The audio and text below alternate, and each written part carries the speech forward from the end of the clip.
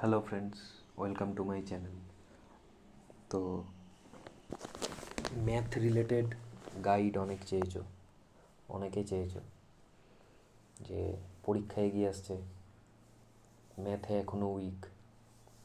তো সেই নিয়ে আজকের ভিডিওতে বলবো। ভিডিওটা প্রত্যেকে মন দিয়ে দেখো, আমি অনেককে দেখি ভিডিওতে সব কিছু বলে দেওয়ার পরও তোমরা কমেন্ট বক্সে এসে জিজ্ঞেস করো। তাই জন্য বলি ভিডিওটা মন দিয়ে দেখো, কারণ আমার ভিডিওতে স্কিপ করার মতো সেরকম কিছু থাকে না। যেটুকু দরকার ওটুকুই আমি ভিডিওর মধ্যে বলার চেষ্টা করি। তো দেখো, ম্যাথ রিলেটেড অনেকগুলো সমস্যা হয়, তার মধ্যে 1 নম্বর হচ্ছে ম্যাথ করতে পারো কিন্তু হাতে স্পিড নেই। 2, ম্যাথে খুব উইক, সব রকম ম্যাথ পারো না। 3, ম্যাথ পারলেও একটু অন্য টাইপের দিলে সলভ করতে পারো না। আর 4, পরীক্ষার হলে গিয়ে ম্যাথ মাথায় আসে না। এবার দেখো, হাতে যাদের ম্যাথ করতে গেলে অনেক টাইম লেগে যায়, স্পিড নেই, তার দুটো কারণ হতে পারে। এক, সে সেরমভাবে প্র্যাকটিস করে না। 2, সে ম্যাথে উইক। আর তৃতীয় কারণ হলো ভেবে ভেবে সলভ করো, হিসাব ভুল হয়ে যাওয়ার ভয়।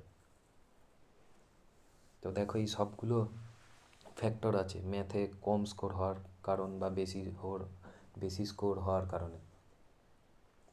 মানে এই জিনিসগুলোর উপর ডিপেন্ড করে তোমাদের ম্যাথে কেমন স্কোর হবে। ম্যাথ আহামরি কিছু জিনিস, খুব টাফ কোনো সাবজেক্ট তা না। ম্যাথটা টোটালি হচ্ছে তোমাদের সময় দেয়া, প্র্যাকটিস, বুদ্ধি, এগুলোর উপর ডিপেন্ড করে। যেহেতু এটা পড়ে মুখস্থ করা হয় না, তাই অনেকেরই ভয়ের জিনিস। লক্ষ্য করলে হয়তো তোমরা দেখবে খুব ইন্টেলিজেন্ট স্টুডেন্ট, কিন্তু তার থেকে যে খুব বেশি প্র্যাকটিস করে সে ম্যাথে বেশি পাচ্ছে। আবার কেউ ম্যাথ খুব বেশি প্র্যাকটিস করে বেশি পাচ্ছে, অন্যজনের আবার ম্যাথের ব্যাকগ্রাউন্ড ভালো, সে বেশি পাচ্ছে। তো এই ব্যাপারগুলো ডিপেন্ড করে। আমি যে কটা পরীক্ষা দিয়েছি, আমি হার্ডলি এক্সামে গিয়ে 80% ম্যাথ করতাম, 20% ছেড়ে আসতাম, কারণ ওগুলো আমি করিনি কখনো। আর পরীক্ষায় ম্যাথ অনেক রকমভাবে সলভ করা যায়। শর্টকাটে করে তুমি অ্যান্সার বার করতে পারো। অপশানগুলোকে ম্যাথে পুট করে তুমি এলিমিনেট করতে থাকবে, 3টের মধ্যে শেষে একটা বাজবে, তুমি দেখবে মিলে যাচ্ছে। এরকম অনেক রকমভাবে করা যায়, সেটা দীর্ঘদিনের প্র্যাকটিস, নিজেদের উপর ডিপেন্ড করে।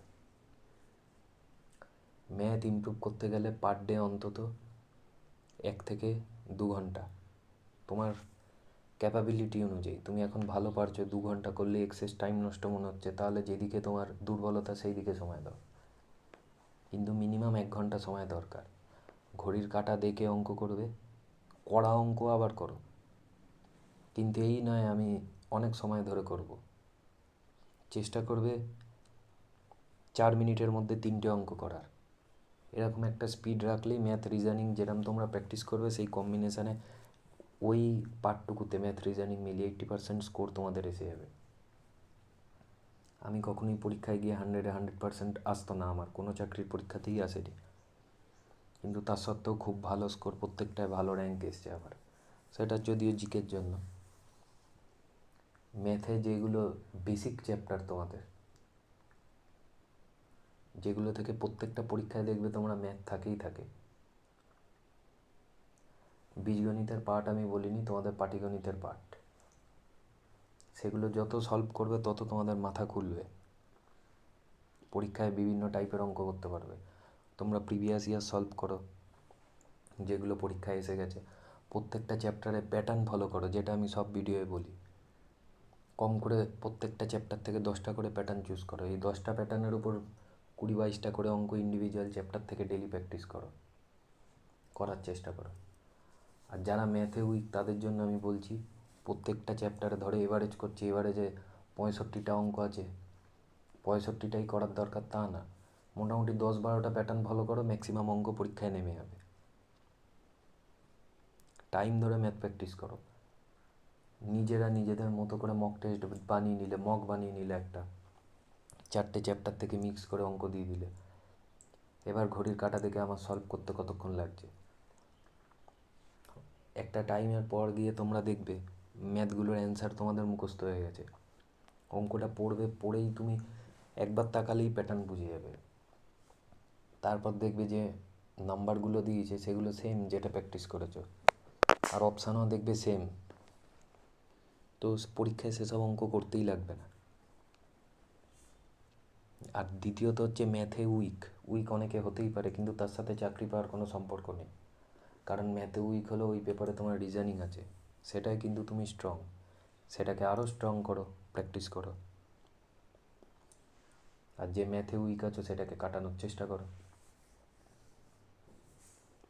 এই জিনিসগুলো মেনে চললে, এই জিনিসগুলো ফলো করলে স্কোর তোমাদের ম্যাথে আসবেই।